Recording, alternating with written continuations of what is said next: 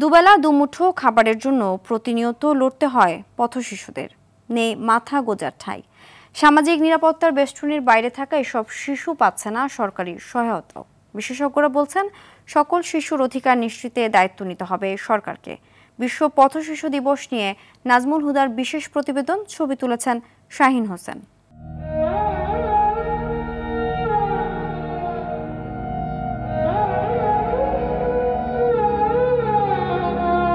হেসে খেলে বেড়ানোর দুরন্তপনা শৈশবে ওদের করতে হয় বাঁচার সংগ্রাম। সকাল হলেই কুটি কুটি পায়ে রেললাইন ধরে হেঁটে বেড়ায় পথশিশুরা। কুড়িয়ে পাওয়া বোতল দুমুঠো অন্ন জোগায় তাদের। 2000 বা 1000 এরকম বোতল বেচতে পারি সপ্তাহে। এটি দিয়ে খাই, কাপড় চোপড় কিনি। বোতল ঢুকায় আর পশ্চিমের কাজ করি আর বোঝা টানি। শিক্ষার অধিকার থাকলেও বঞ্চিত তারা। মুখ মলিন সুরক্ষার প্রশ্নেও। টাকা পয়সা রাখলে একটু ভর্তি থাকতাম, পড়তাম। ঘুমাইতেছি, পথশিশুদের 94% এখনও দেশের সামাজিক নিরাপত্তা বেষ্টনীর বাইরে বলে কারিতাসের এক গবেষণায় উঠে এসেছে।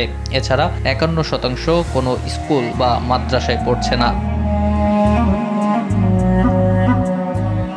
শুধু পথশিশু নয়, সহিংসতার শিকার হচ্ছে অন্য শিশুরাও। আইন ও সালিশ কেন্দ্রের তথ্য বলছে, চলতি বছর জানুয়ারি থেকে আগস্ট পর্যন্ত শিশুদের সঙ্গে 725টি সহিংসতার ঘটনা ঘটেছে। পরিসংখ্যান বলছে, প্রতি মাসে গড়ে 37 জনের বেশি শিশু হত্যার শিকার হচ্ছে, যা ঘটছে ধর্ষণ ও নির্যাতনের পর হত্যাসহ আত্মহত্যার মতো নানা স্পর্শকাতর কারণে। এতে প্রশ্ন থেকে যায়, যেখানে শিশুদের বেঁচে থাকাই অনিশ্চিত, সেখানে বাকি অধিকারগুলো কতটুকু সুনিশ্চিত?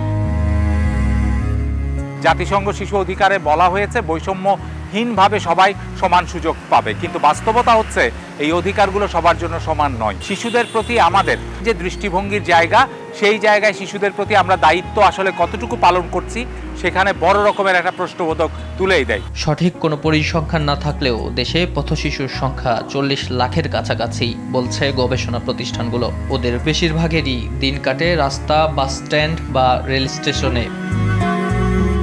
সরকারি ও রাজনৈতিক সদিচ্ছাই কেবল পথশিশু সহ সকল শিশুর অধিকার ও সুরক্ষা নিশ্চিত করতে পারে বলে মনে করেন বিশেষজ্ঞরা। নাজমুল হুদা, RTV, ঢাকা।